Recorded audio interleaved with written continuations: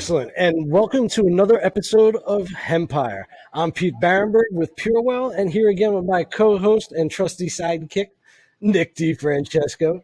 Nick, how you doing today? I'm doing good, Pete. Doing How good. are you? I'm doing really good because we got a special treat today. Well, I want to hear what our special treat Well, is he about. happens to be a former professional soccer player for one.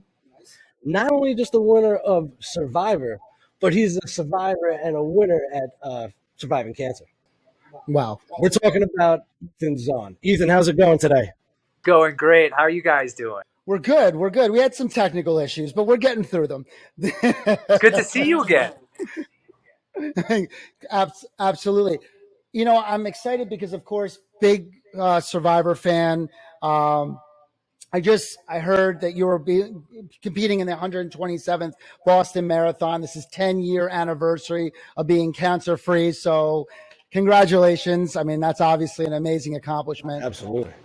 I know you've gone through a lot to get to this point, and we'll dig into that, of course. But just being a fan, of course, of Survivor and everything else. But it was something that you said recently that really made me want you on the show, and something that you said that I know your dad ran in the Boston Marathon, and that was amazing. Very close family connections with me as well.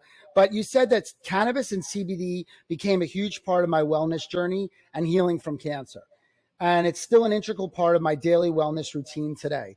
And I really wanted to talk to you about that. I wanted to know how you got into cannabis. I know it was, I think after the first time you had beat cancer that you had got into cannabis. So tell me a little bit about that. Was that doctors that brought that up to you, or, how did that work? Sure. Growing up as a soccer player, cannabis was never part of my, daily routine, if you will. So I never touched the stuff. I thought it was bad. I mean, I tried it second semester my senior year. Don't tell my mom, of course. But, just to do something crazy before I graduated, right?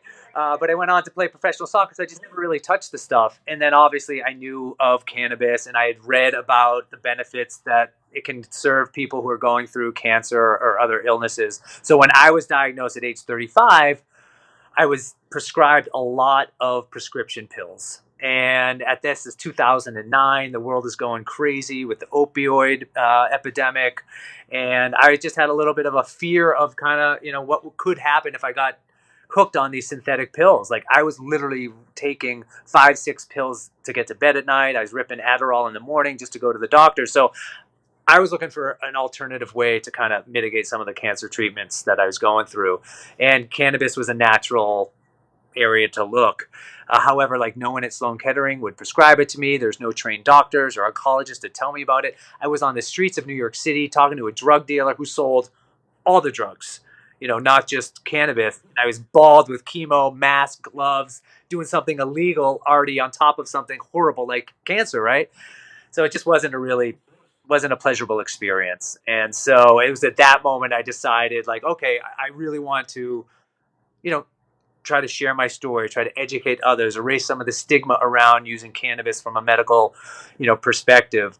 And it worked pretty well. It was fine. It was good. I could get off some of the prescription pills, not all of them. It didn't cure my cancer. But as a cancer patient, it's a really uncontrollable feeling. When a doctor tells you to do something or you'll die, you pretty much do it. There's no choice there. However, when you're home by yourself with bags full of pills and like no doctors or nurses, family, friends around, like it's a really scary, isolating feeling. So I was looking for some ways to get control back of my own self, my body, my mind, my spirit. And so I leaned into cannabis, I leaned into CBD, and it really just helped me get to a more balanced place in my life. I think it's funny what you said, because I played sports growing up as well. And we've all had that stigma of cannabis. I mean, there's drug testing, of course, there's parents, there's just society at the time. So again, I was playing sports when I was young. I had to worry about stigmas of marijuana, like we talked about, cannabis treatments, parents, like you mentioned, drug testing. And of course, it was the same for me. I had that same issue where I didn't know if I wanted to get into, I knew I had pain from sports. I know I had all these different things, but I wasn't something that I was comfortable taking because of more of what the stigma was at the time. And I know that it's changed my life, and of course, it's changed yours. Um, but I guess that's what it is. Do you think a lot of people, that's what it is? It's the stigma of it, that, or the education that maybe people are keeping away, where, look, it's changed your life, and you're trying to forward the narrative and say, hey, you got to try this. Traditional medication is great, but look what's something that's now done in the right way, not a drug dealer on the side of the street, right? But educated in the way that you say, look, this is changing me for, you were saying anxiety, sleep, depression, all these different types of things.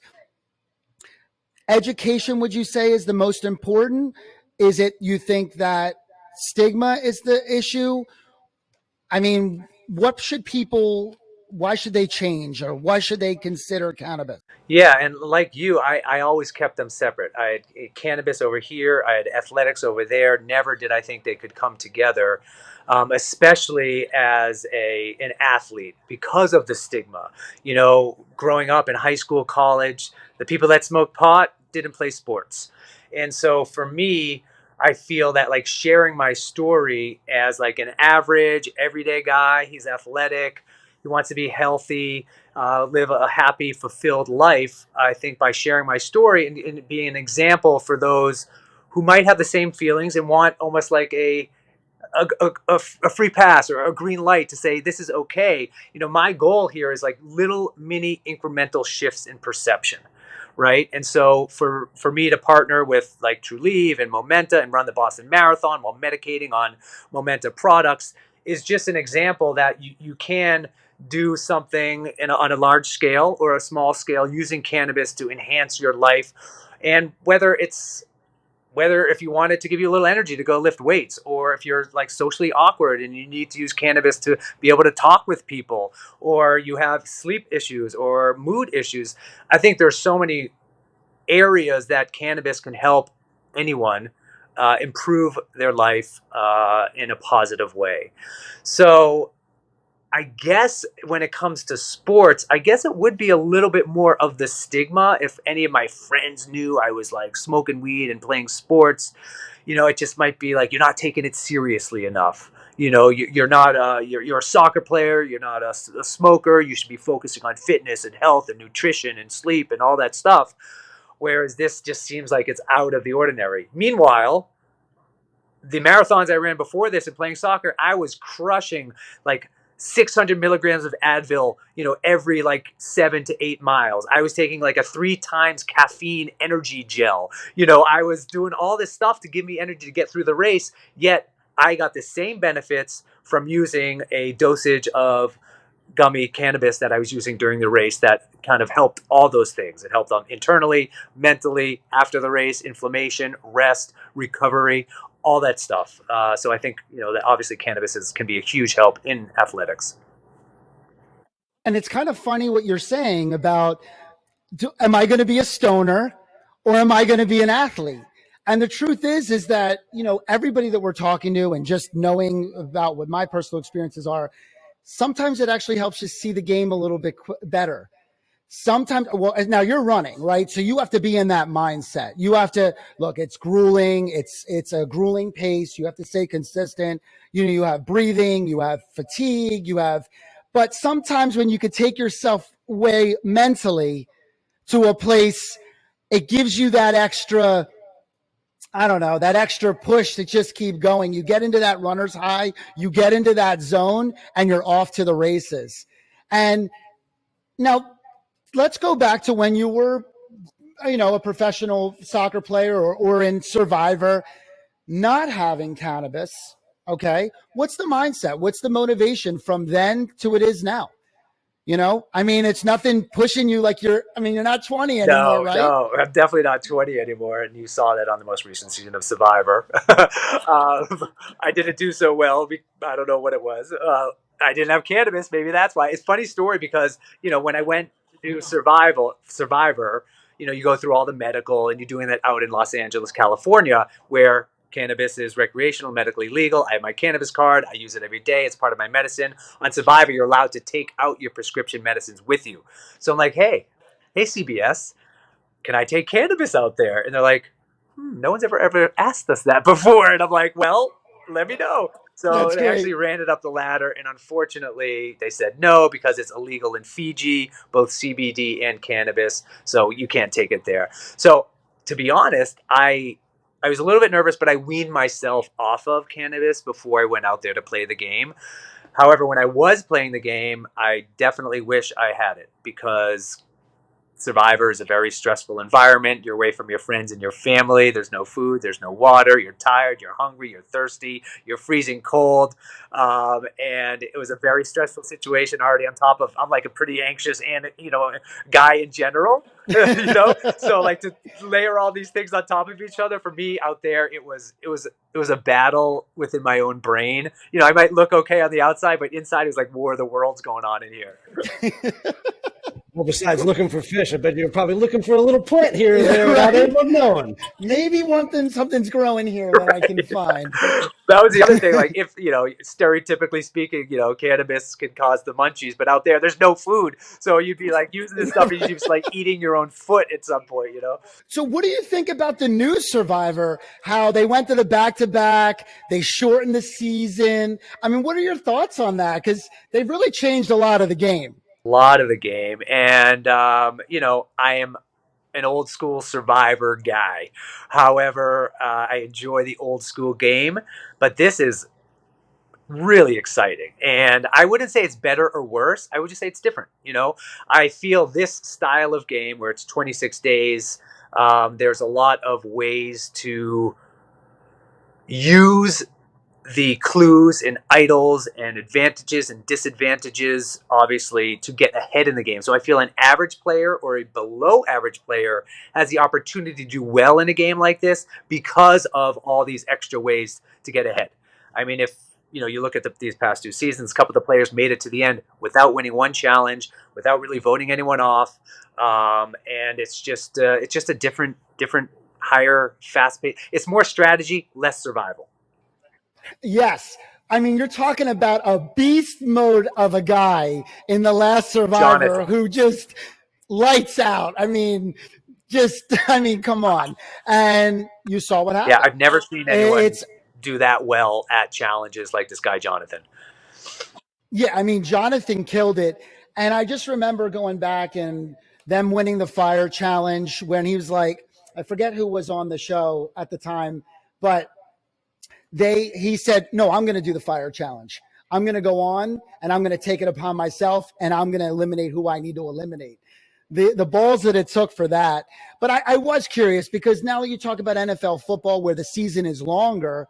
This is shorter and more compact, but it gives opportunities for players that weren't the quote unquote Survivor athletes to more the strategic and social game players. Yeah, I mean, for example, a normal game of Survivor lasts 39 days. This game is 26 days. 13 extra days on Survivor is forever. Every day feels like 7 days. We always said the days are long, the nights are longer. The sun goes down at like 5 p.m. It doesn't come up till like, 6 a.m. and you just have all that time in your head. So multiply that by 39 days. It's pretty stressing. So a game I was on the edge of extinction for 25 days. In this game, the winner won in 26 days. So just keep that in perspective, right? That's why I was saying, if you're like, I did it the long way. I was the long survivor. That's what I earned this. I'm the OG. Yeah, it's tough to play you can't play the long game in the short game. I think for the viewers, it doesn't really matter because you still get 13 episodes. You don't know whether it's 1 day, 2 days, 3 days between votes or whatnot.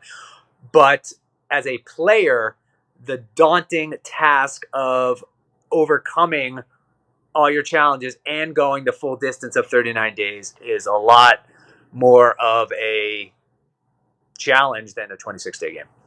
So getting back to that, so talking about, the high endurance that you're needed for these types of sports, or do you think that cannabis gives you that little extra, like you said, you were to take cannabis, you wish you had it. Do you really think that would have helped you through the pain, a little bit more of that suffering? Yeah, I think it would have helped me for a lot of the physical things. Sleep. First of all, you're sleeping in the dirt or on horrible bamboo slats, and it's freezing cold. So I think it would have put me into a state there.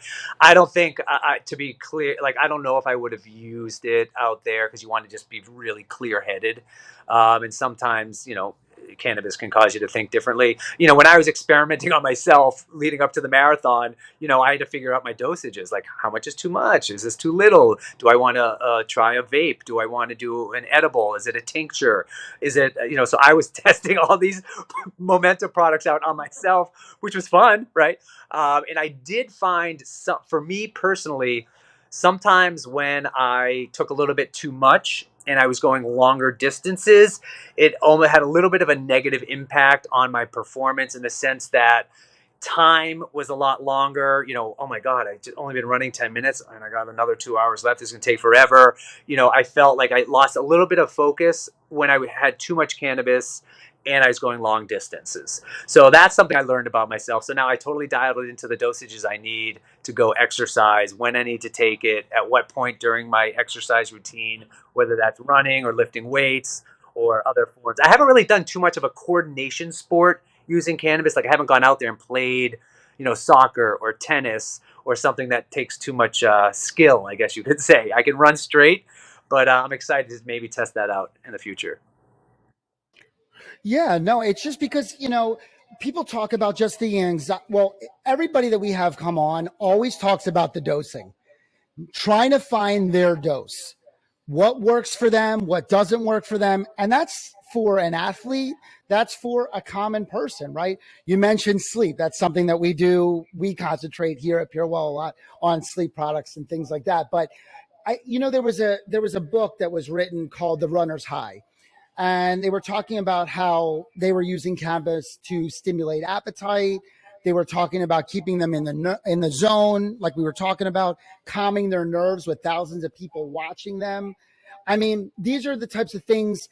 And I always said a little more dialed in. If you're dialed in, if you know your specific dose or you know what works for you, it could really be something that could help. And I don't people think about cannabis that way because they think, like you said, sometimes, or maybe they feel smoky or you feel high, or you're not going to think clearly, or it's going to hinder you in a certain way. But I think it's point of you being dialed in of what works for you individually and how that can help you in whatever you're trying to accomplish. I mean, you were talking about something here where physical activity is a positive thing for anyone's life, especially for cancer patients before, during, and after treatment. Before, it helps some unwanted side effects like nausea, fatigue, and sleep to put you in a better mood. But if you're having these issues and you don't have something to help you that isn't a prescription that might give you those side effects, you go a natural route. Now you can go back out there and be Yes. active. Yeah. Yeah. You nailed it. It, Yeah. The And it was something that you said also when you were in the hospital. You said, I saw all these people running on yeah. Fifth Avenue and I needed to get out there. I knew that if I get out here and I survived, I wanted to go out, I wanted to run, and I wasn't going to look Yes. back. Well, I mean, we have seen the state of Fifth Avenue. You don't know what they're running from sometimes. I mean, just saying. They're running from me. No. Right. Yeah, man. But it's a mindset. And being in the medical field for so long, dealing with patients that talk about, they could be in a hospital bed, all right, and they could have the same ailment. I have the person that I would talk to all the time that had that positive mindset. I had that person in the other bed that had, oh, maybe I'll get better. Maybe. You know what happened? Every time you had that mindset, that person got out of that bed, they survived, they made something of their life, and they were able to overcome the adversity or the health issue. I've seen it time and time again in the medical field. And that's why I love your story. I love what you stand for. And it's true. If more people had that mindset, no matter what happened in their life, to keep going, keep pushing, being a survivor, and if that's with cannabis or without cannabis, but just that mindset. And like you said, getting out there and physical, being physical and staying active, but your mind's Definitely. staying active, Yes, right? that's important. I learned, growing up as an athlete, I was always a better soccer player after a visualization training or some massage therapy or yoga. And so for me, I brought that into the whole cancer journey with myself. And that's why I do feel it's important to maintain some form of fitness, mental, physical, and spiritual fitness pre, during, and post illness, for anyone, if you're capable of doing it. And so for me, like, I always judge my kind of health and wellness based on my physical fitness ability, which I'm not saying is a good thing. That's just kind of how, like, if I can run a mile in 7 minutes, I'm doing good. If it's taking me 10, I need to get in shape. So that's kind of my barometer for myself. And so I was just naturally exercising through cancer because that's just kind of what made me feel healthy. It gets back to the control thing. I want to control my own, body, and I need to do that through running. And so I feel it's this, and you mentioned the mindset, and it is important to have a positive mindset. But I do think it's important to note that it's okay to have bad days too. There is no scientific data anywhere in the world that proves a cancer patient with a positive attitude survives more than a cancer patient that doesn't have a positive attitude. There's no data behind that. 100% for It sure. helps as a kind of strategy to get through some dark moments. However, if you are having a bad day and you're crying, you're throwing up, and you hate everyone around you, which happened to be a lot, you don't have to feel bad about that. Accept it. And once you accept it, move on to the next phase of the process. Is like, how do you want to map out how you're going to live today to get through those dark moments? So do you feel that cannabis had helped you with a lot of those side effects through cancer? Definitely, 100%. Just to give an example, I was taking Ativan for anxiety, Wellbutrin for, my mood disorder. I was taking Percocet for pain, Ambien for sleep, some other like vitamin type situations, and then in the morning I was taking an Adderall just to get enough energy to go to the doctor to get blood tests. So this was like a 6, 7, 8 pill cycle of synthetics that I had to do every single day just to get bed and wake up. That's not okay to me. And so when I was using cannabis, I could get off Right. some of these pills or minimize the amount I was using. And that alone, I felt a lot better. And then just obviously the stress and anxiety of relapse and the fear that the cancer is coming back, being able to kind of nullify that with the use of more of the cannabis THC side of it than the CBD side. But I'm a big ratio guy. So I'm a 1-to-1 type situation when things are getting a little bit scary in my brain. And would you say that you pretty much got all? I mean, you mentioned what, six or seven different. I mean, yeah, there was a lot, right? Yeah. How many of these prescription medications of what you mentioned? How many were you able to get off of, replacing it with cannabis? I sometimes the pain was really bad, so I had to keep taking the Okay. Percocet. So I'd say I got it off probably about 4 of them, and then I minimized the use of the rest of them, so I wasn't taking as many times per day. There's a lifesaver. Yeah, the fact that they even think that prescribing all of that as a cocktail is healthy for anybody who's particularly an athlete is just insanity, and that's the problem. And they have to start getting away from that and start really pushing and educating on a natural level because I mean that's insane. And all it's going to do is going to cause more problems down the Yeah, road because I it's not couldn't really agree healing more. anything. It's just pushing around your body, hiding and masking so you can somewhat have a better quality life, so to speak. No, I was saying, researchers from Israel had stated that cannabis had a promising alternative to cancer patients, but they stated that it could have some side effects. So I was saying to you, have you noticed side effects? Because we always talk about the positives. And to be fair for listeners, that Yeah, we don't I think that we're definitely just do. slating to one side. For Do you me, feel like there's some I negatives started or off some kind side of effects that you've vaporizing gotten from flower. I don't cannabis do that use? anymore.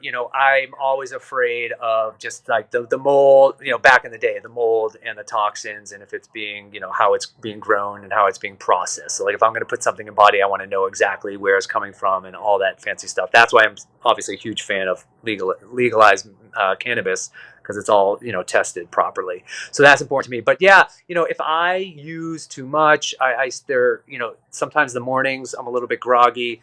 I'm afraid to smoke it just for lung issues. I think anytime you smoke anything, it's not good for you. Vaporizing could be a little bit better. But yeah, there are definitely some negative side effects, interactions with other medicines. You might want to, figure out, doubling up on antidepressants and some THC cannabis use for younger people. Listen, the teenage brain isn't fully formed until age 21, 22. So, these new cannabis forms of cannabis, these like dabs and the shatter and the butter that is like a direct injection of pure THC to an adolescent brain, I'm not a fan of. I feel cannabis and the industry itself has a role to play to make sure kids don't misuse cannabis and misuse drugs in general. So I think that's an important thing to consider, because obviously it's going to be probably medically legalized, nationwide, the next 5-10 years. You got lots of high school, college athletes, NCAA. You can now, name and likeness can be monetized. Like, what's going to be happening with cannabis in those things, professional sports. So I think there needs to be a lot more research to figure out really what's going on. I'm excited about that area of exploration within the industry. NFL is doing some big study on CBD and pain and like brain regeneration. So all this stuff is moving forward. And I just think just over time, we're going to get a little bit more data on how this is all working and hopefully mitigate some of these negative things that we're reading about, so people can have a more educated approach to when they're going to use cannabis and how they're going to use it. It always comes back to education, man. That's the key thing. And without education, you really are lost out there. So it's good to know that, the more there's people out there who can, forward that narrative and kind of weed through the, garbage that is being provided and giving you, a sense of feeling that you're doing the right thing or doing it at least a smart way. So, it's all about the education, and that's what we try to help promote as well. Or do you think it's still like skewing towards recreational 420, like stoner culture, or do you think there's a good place, and are they doing a good job educating for the medical side of things? I'm so glad he actually asked. I mean, that's what we are at PureWell. We are a medically focused, custom formulated company. I mean, that's what we do. Education first, doctors, healthcare providers to legitimize cannabis on a medical level. So, and you don't have to just be high. You could have custom formulations that help you. So yes, that's what we prove. But what I do hear all the time is doctor goes, well, I don't know if there's enough evidence yet. We hear that a lot, right? We hear a lot of politics, a lot of skirting around issues when we know there's thousands of papers with cannabis going on from everywhere, from Israel to United States to all over the world for a very long time. So I do believe that education is most important. And yes, we do it one patient at a time or one company or one doctor at a time, but it is starting to catch. But as I'm doing these interviews, as I'm getting these people on here that really have a platform to speak, a lot of deaf ears still, a lot of stigma, a lot of politics, a lot of things that people are not willing to accept that cannabis is here to stay and it does help you. One other question, because I don't know if you know that Ethan was also on The Amazing Race. So I got to ask him. So, I mean, because he's done, where do you feel like being part? Well, actually, you love being on reality shows, of course. But do you think they've come a long way since Survivor the first time and where the direction they're kind of going at? I mean, there's a lot of new reality Survivor type shows out. So probably too many, right? Too many reality shows at this point. But what do you think? Do you think it's made in a good way? Talking about Survivor, how it's changed the game, but just all of it. I mean, what's your opinion on reality shows? And everything after that was, I'm going to say yes to everything. Why not? I mean, I can go like jump off like a helicopter on Fear Factor. Yeah, I'm going to do it. I can travel around the world in Amazing Race. Well, yeah, of course. So I think, I feel like obviously reality TV is like about 20 years old right about now. And what's funny is they're starting to do all these revivals. They're bringing back, real world cast from New Orleans and doing like an update for them, on CBS. The All-Star Challenge, yeah. That they're bringing a challenge onto CBS. They're taking the MTV Real World Challenge. They're moving it to CBS, recycling CBS talent. So there's Amazing Race, Survivor, Big Brother, Love Island, all competing in a show this summer. So I think I love it. I feel I'm more inclined to gravitate to watch a show where it actually takes a skill to win, like a cooking show, Project Runway, all these like car remake shows. I like those things. To go on Amazing Race, to go on Survivor, it takes a skill, but you leave the show no better than you were before. Like if you win the Cake Boss show or whatever it is, you're like a professional chef. You're going to get a job. You're going to open a restaurant. It's like a path to professional career. Survivor, when you're done, you're like, okay, like now what, So I think it's incredible how many different categories that reality TV has an entry point into.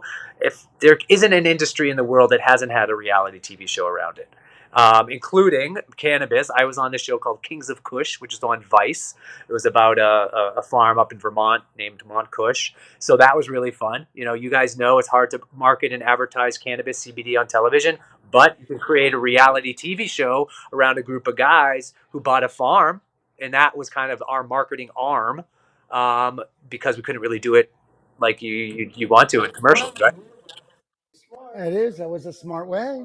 That was a smart way. Because I was going to ask you, do they say what you can and cannot say on Survivor, or is anything a little scripted, or is there things that maybe the public would want to know that it's not 100% Survivor? Let me put it this way. Once you take away food, you take away water, you're tired, you're hungry, you're thirsty, like your true person's going to come out. Unless you're the best actor, actress in the world, you can't hide from the camera for 39 days with all that going on. Like and if you can, more power to you. I have no idea. It's like the people come back like, oh my God, I got the worst edit. They edited me to look like a bitch. I'm like, you really are a bitch. You've just never seen yourself on TV before. That's the problem, So if you say it, you should have the self-control to don't say stuff that you don't want on TV. So, and if you say it, they're going to use it. So it's up to you to be able to. That's one of the best skills to know going on reality TV. Keep your mouth shut. If you can keep your mouth shut long enough, someone else will say it. That's my advice to anyone going on reality TV.